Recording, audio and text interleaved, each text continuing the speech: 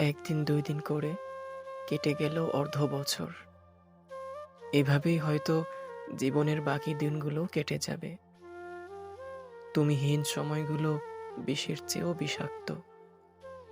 বুকের কারাগারে যাবজ্জীবন বন্দিপ্রাপ্ত স্মৃতিগুলো বাজ পাখির মতো তীক্ষ্ণ নখে আঁচড় কাটে। আঘাতের তীব্র যন্ত্রণায় আঁতকে উঠি ঘুম ঘোরে।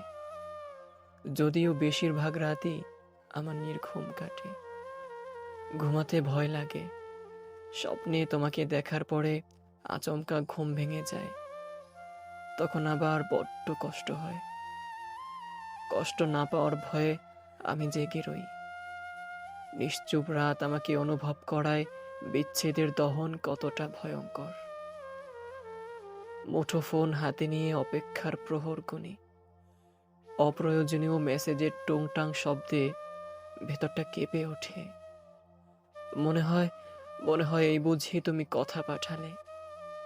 ফোন হাতে নিয়ে এক বুক হতাশায় ফোনের স্ক্রিনে তাকিয়ে ভাবি, তুমি কি সেই মানুষ যে কিনা এক মুহূর্ত কথা না বলে থাকতে পারতো না?